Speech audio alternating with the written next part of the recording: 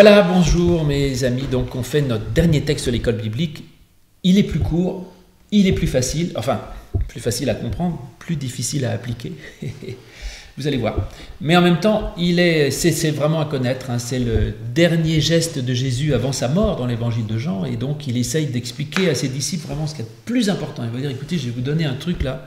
Je vais vous montrer un exemple. Il va donner un exemple de l'essentiel, le cœur de l'évangile, le plus important de ce que Dieu vous demande. C'est ça. Et donc il va leur donner un exemple assez marquant, je dirais. C'est dans Jean, toujours votre évangile de Jean, le 4e évangile, à la fin de notre Bible, là, au chapitre 13. Alors, verset 1. Avant la fête de Pâques... Ah, stop. Ah oui, Pâques. Oui, vous avez vu qu'il y a Pâques sans S, parce qu'il y a Pâques avec un S, c'est la fête qu'on l'a déjà fêtée, je ne sais même plus. Ah oui, on l'a fêtée avec tous ces confinements, c'est même plus quelle journée. Pour nous, Pâques, c'est la fête de la résurrection du Christ. Mais c'est-à-dire que Jésus, il est mort, mais qu'en fait, il est plus fort que la mort. La preuve, c'est qu'il est encore vivant aujourd'hui avec nous en esprit. Donc Jésus, la mort, ça n'a pas tout éteint, il est encore présent. C'est ça la résurrection du Christ.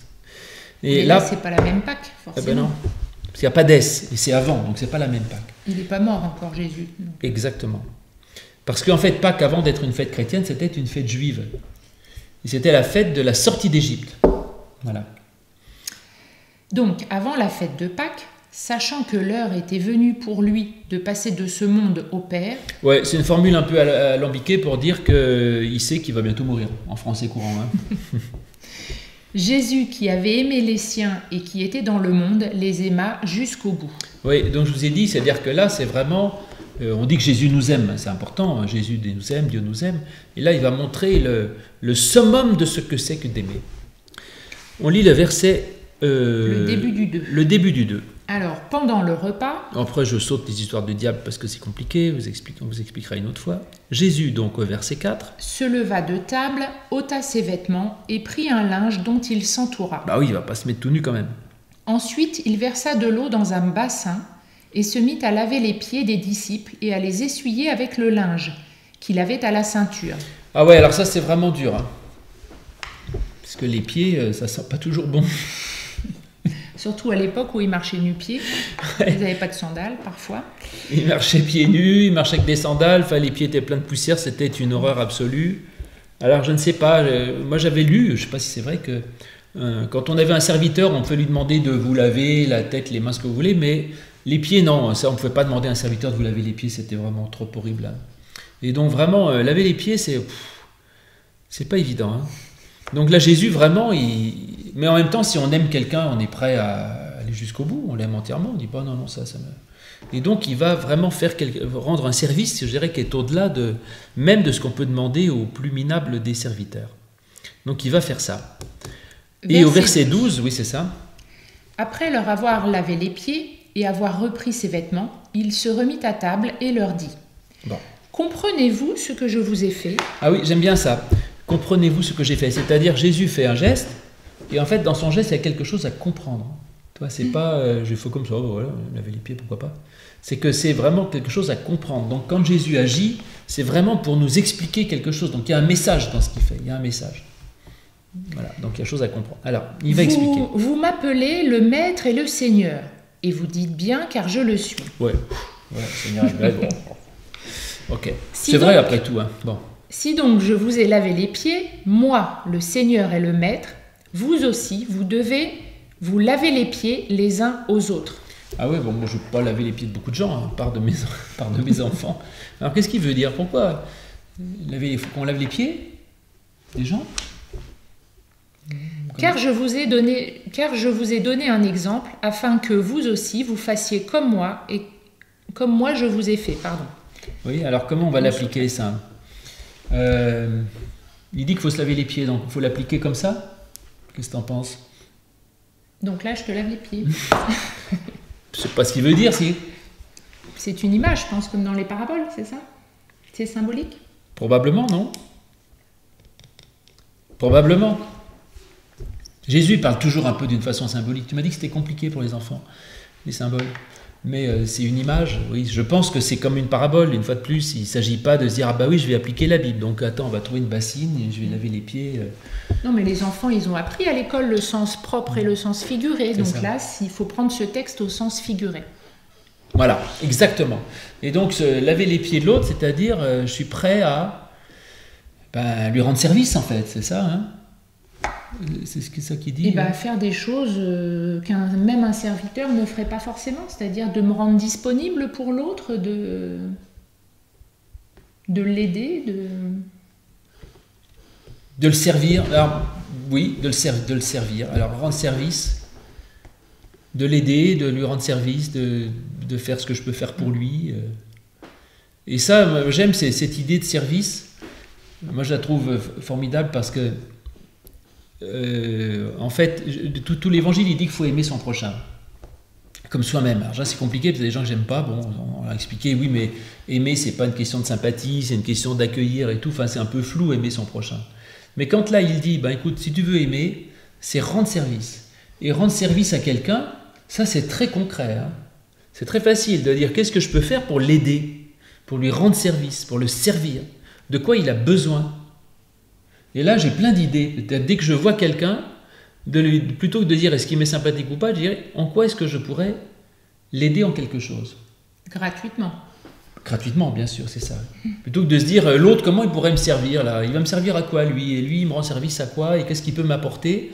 Donc plutôt que de se dire qu'est-ce que l'autre peut m'apporter, toujours se dire qu'est-ce que moi j'ai à apporter aux autres. Ça, à mon avis, c'est une très bonne attitude. Très bonne attitude. Alors, continue. Alors, j'en étais où? En vérité, je vous le dis, le serviteur n'est pas plus grand que son Seigneur, ni l'apôtre plus grand que celui qui l'a envoyé. Si vous savez cela, vous êtes heureux, pourvu que vous le mettiez en pratique. Si vous savez, alors là, c'est un passage que j'aime beaucoup parce qu'il est question de bonheur. Donc en fait, ce que Jésus donne, c'est pas juste un petit conseil moral en disant faut être serviable, mais il dit c'est le chemin du bonheur. Il dit si vous voulez être heureux, rendez service. C'est vrai ou pas? Qu'est-ce que tu en penses?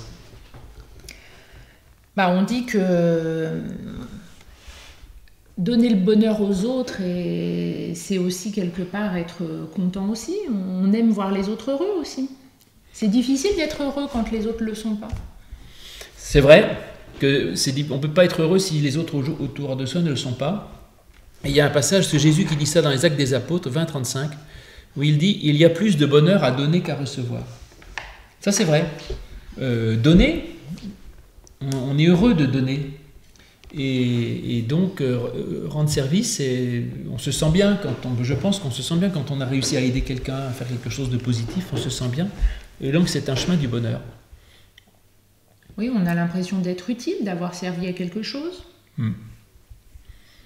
Et puis, il y a une autre idée qui me plaît beaucoup, c'est qu'il y a deux façons. Alors, c'est un peu compliqué, tu vas me dire ce que je dis, mais être heureux, il y a ceux qui se disent « Moi, je suis heureux si les autres me donnent ci, si les autres me donnent ça. » Mais le problème, c'est que ça dépend des autres, du coup. Et parfois, les autres ne sont pas gentils avec moi. Donc, en fait, je ne peux pas dire « Mon bonheur, ça va dépendre que des autres. » Si je dis « Mon bonheur, c'est moi qui donne », du coup, je peux être heureux tout le temps. Parce que où que je sois, il y a toujours quelqu'un à qui je peux donner. Et où que je sois, il y a toujours quelqu'un que je peux aider, toujours quelqu'un à qui je peux faire quelque chose dont il a besoin. Et donc, ça veut dire que du coup, j'ai là un secret d'un bonheur qui peut exister où que je sois, quelle que soit la situation. J'ai un secret du bonheur. Voilà. Alors, c'est pas toujours évident parce que parfois, de toujours aider, on a l'impression d'être pris pour le gentil de service, le pigeon de service. Non? Alors oui, ça c'est pas bien parce qu'il ne faut pas que, en servant, on a l'impression d'être, comme tu dis, un pigeon ou de le faire par faiblesse. Et donc je pense que c'est important, si on rend service, de le dire pourquoi on le fait. Et de dire, écoute, je le fais, ça me coûte, ou j'avais pas envie de le faire, mais je le fais parce que je veux te faire plaisir. Et du coup, ça change tout, parce que du coup, on le montre qu'on le fait pas par faiblesse, mais par force. Il y a un moment donné comme ça où Jésus, je ne sais plus où c'est d'ailleurs, un peu plus loin, où il dit « Ma vie, personne ne me la prend, c'est moi qui la donne. » C'est-à-dire que si on veut me forcer à faire un truc, j'aime pas. Mais si c'est moi qui librement fais quelque chose et que je dis à la personne « Je le fais parce que j'ai décidé de le faire pour toi », alors là, tu passes absolument pas pour un pigeon, à mon avis. C'est même un beau témoignage, je crois. Oui, c'est très fort. Donc voilà, si vous savez cela, vous êtes heureux pourvu que vous le mettiez en pratique. Dernier message, je vous disais, de Jésus, qui dit que la plus grande des choses, c'est d'apprendre à être serviteur, de rendre service. C'est d'ailleurs c'est ce qu'on apprend au scout. Hein, c'est ce que j'allais dire. J'allais dire petit clin d'œil au louveteau, parce qu'ils ont le droit de faire un nœud quand ils ont fait leur BA de la journée. La bonne action de la journée, quelque part, c'est essayer de rendre service à quelqu'un qu'on ne connaît pas forcément, hein, ou qui n'est pas notre ami. Les routiers, c'est leur devise, je crois, rendre service. Oui, absolument. C'est vrai que les scouts, depuis les louveteaux avec la BA, c'est une façon, chaque fois tu te poses la question, qu'est-ce que je peux faire pour rendre service? Au moins une fois par jour, essayer de oui. Et puis tu as raison, les routiers, les aînés, RS, routier scout, dont on dit que c'est aussi qui portent sur leur chapeau, enfin moi j'avais ça, ce qui est aussi l'initiale de rendre service. Et le scout toujours prêt à rendre service. Donc dans le scoutisme, il y a évidemment cette idée d'être au service, d'essayer d'aider, d'apporter quelque chose. Et Jésus, c'est ce qu'il a fait, hein. Il est venu nous aimer, témoigner de l'évangile, jusqu'à donner sa vie. Il en est mort, hein, quand même, sur la croix et tout, donc il est allé au bout du truc.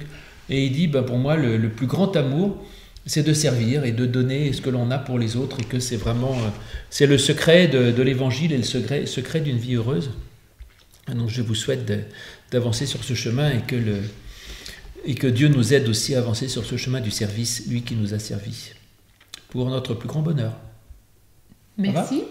Merci, à bientôt les enfants, portez-vous bien, et j'espère que bientôt on pourra se voir. À bientôt, oui. Au revoir.